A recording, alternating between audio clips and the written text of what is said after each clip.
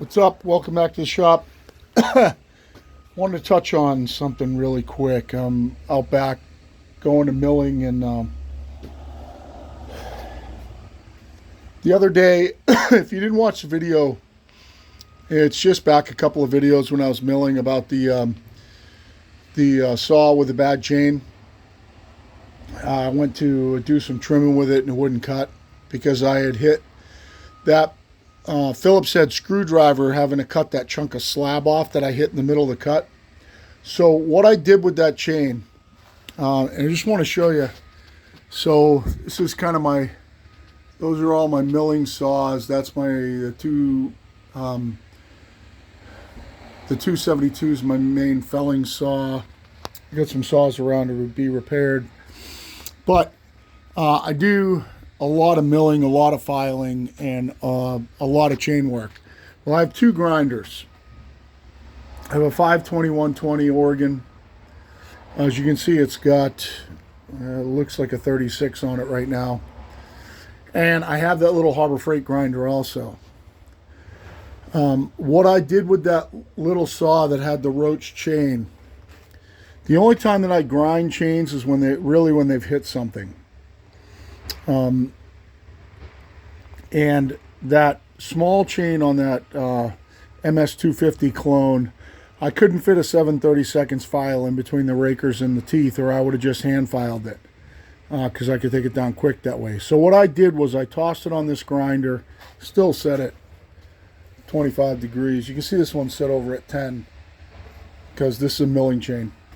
Which doesn't matter. You can use that for cross cutting too. It doesn't matter. You can grind this at 10 degrees and use it for cross cutting. Doesn't matter. Matter of fact, I used that one with the Sumara bar on it with a rip chain on it to trim logs the other day. Cut logs off and trim them. 10 degrees works fine. But regardless, so I ground that chain on this. Really quickly. Took a few minutes. Took the rakers down, and away it goes. And I don't know if you can see, but this grinder has ground. A fair bit of chain here. So to answer something about these little grinders do their job. And what I'm going to do is I'm going to take you out. I'm going to show you the way the chain came out, and then I'm going to do some trimming on a log. I don't know if you can see out through the window out there, but I got a log up on the mill. I'm going to do some trimming on that log, and you'll see how that chain cuts versus the other day when it was completely roached. Okay, so that's one thing that I wanted to show, is that those little Harbor Freight. Now, when I grind one side, typically, I'll throw it on here in whatever way it's flipped. I'll do that side first. And then I have a little plastic vernier caliper here, and I'll check the tooth, and I'll grind. When I flip it the other way, I'll grind the other tooth until it's exactly the same as the first side that I ground. Then I'll grind that whole other side so that they come out even.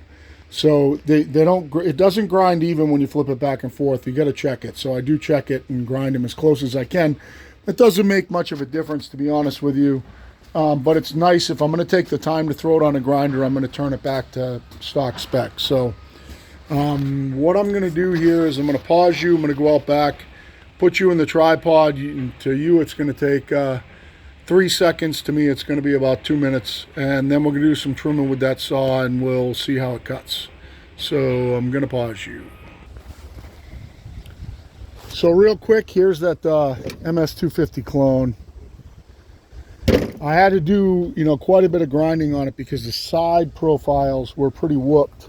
On the side cutters here, let's see if I get the focus. The side cutters were pretty rounded over, and that's really going to cause a chain to not cut. But what I want to do is I want to show you, let me get my glove off here. And this saw, I've been trying for 5 years to kill this saw.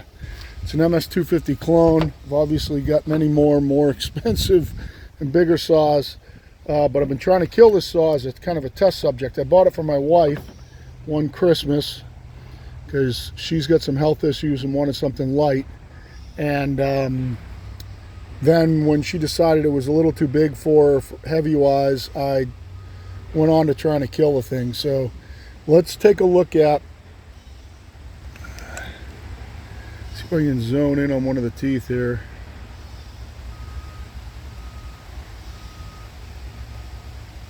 Get the light right. So as you can see, so there's my blue tooth. That's where I started when I was grinding. As I was going around, I tried to get down more into the gullet, trying to get something for you to look at. Sorry about all this. Trying to get something that is going to be in the light and that you can look at good.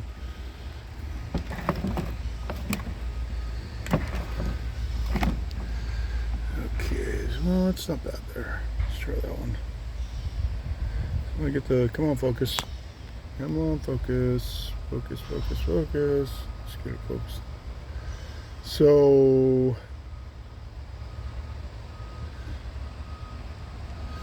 see the side hook angle on that, because it gets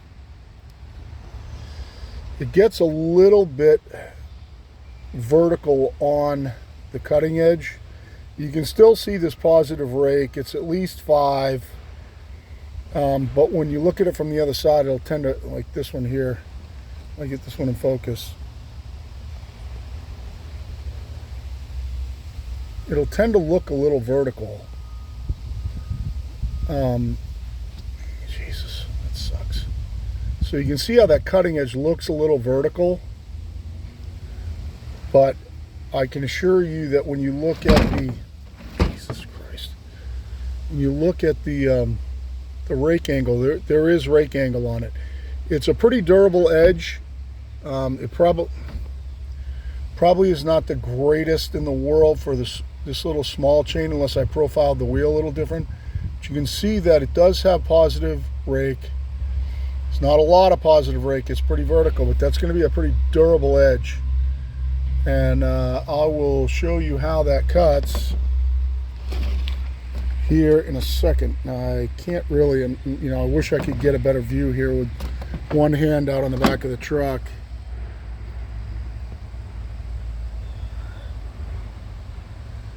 Come on, focus, focus, focus. Yeah, it's just coming out shitty as far as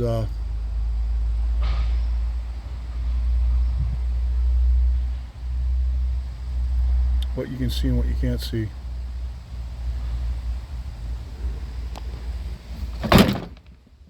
But it does a relatively clean job. You can't adjust the angle in which it comes into the tooth. All you can do is profile the wheel a little different if you have to. So I promise you these are all ground. These teeth are, if you look down on the teeth, they kind of look like they're torched.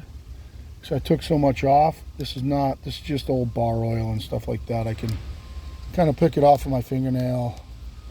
It's like right here.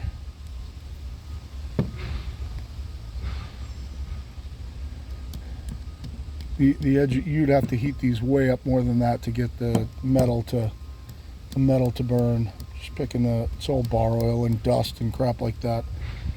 So you can see they're not burnt. They look burnt. So if you look down, you see this. Everybody always says, "Oh, it burns the chain." No, it doesn't really burn the chain. It's just old bar oil and dust and crap like that that's on the chain that you could just pick it off with your fingernail. These are all ground over to 25 on both sides. But anyway, I'm going to pause you again really quick, get you in the tripod, and we're going to do some trimming on this log that we have to slab here. So the whole grinding process takes me, you know, to grind that whole chain, that's an 18, I believe. To grind that whole chain takes, you know, maybe 2 minutes, probably not. I'm gonna fire it up and we're gonna trim off a few of these humps on this side. That one right there specifically is really sticking out pretty far. That end of the log is getting, you know, is kind of borderline max for this mill. I got a little bit of clearance, a couple inches on both sides. So we're gonna do some trimming on it, and we'll see how the chain cuts. This is pretty dirty right now. I don't know if you can see that on camera. I did brush it off, but These have all got dirt caked in with the sap and shit like that. So gonna do a number on the chain pretty quick.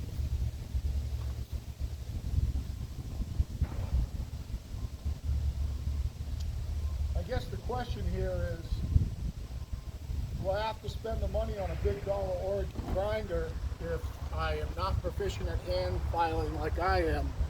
And I think the answer to that is the Oregon grinder's better. So if you got the money, yes. But if you don't, no, you don't need to. You can grind chain with that little Harbor Freight grinder, and it does just fine. You just have to really pay attention to profiling the wheel. The profile that you put on the wheel is really what you're going to end up with in the teeth. And these are pretty relatively small teeth for that size wheel, but it still works good. So let's get it fired up and we'll do some trimming. And you'll be able to compare how it cut to what it cut in the other video where it wouldn't cut.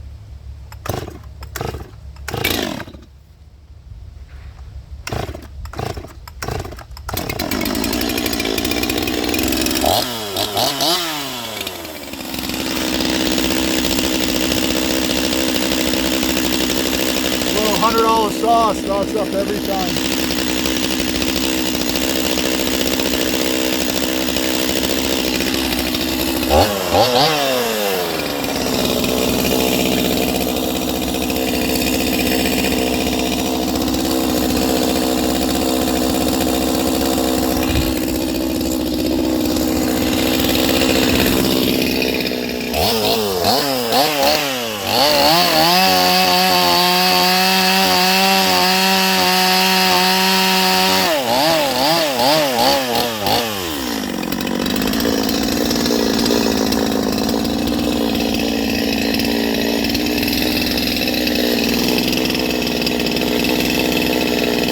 A pretty big chunk here.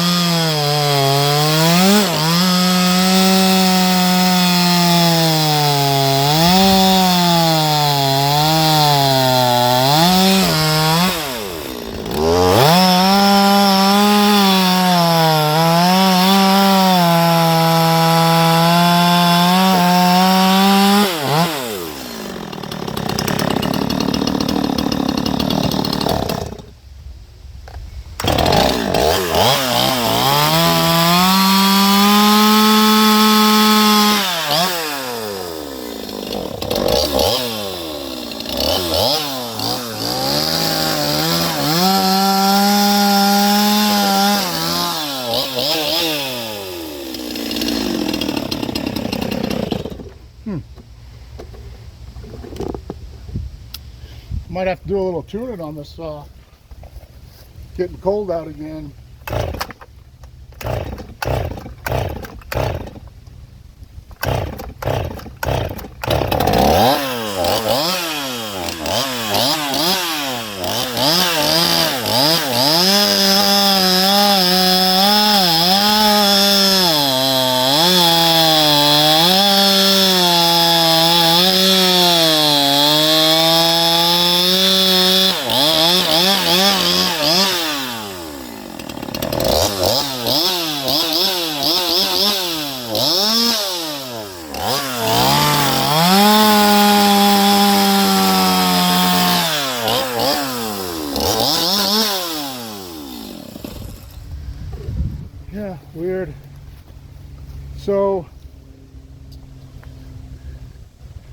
I think I've got it kind of round now. What I'm going to do is I'm going to roll this log. Oh, you can also see, just so you see, hopefully, where are you? That all the teeth are cleaned up now. You can't see any burning on them or anything. I don't know if I can't see through the viewfinder. But all the teeth are cleaned up now. You can't see, you know, any burning on them because that's all just crap that was on them. I think what I'm going to try and do is roll this like that. So this is on the top.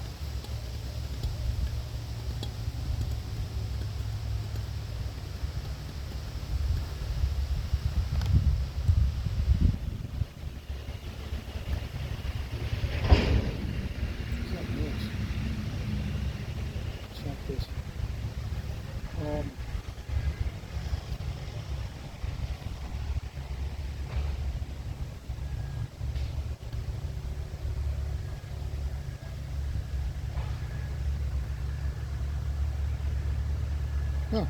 Sounds like maybe the breather's a little, like the breather's trying to equalize pressure here or something.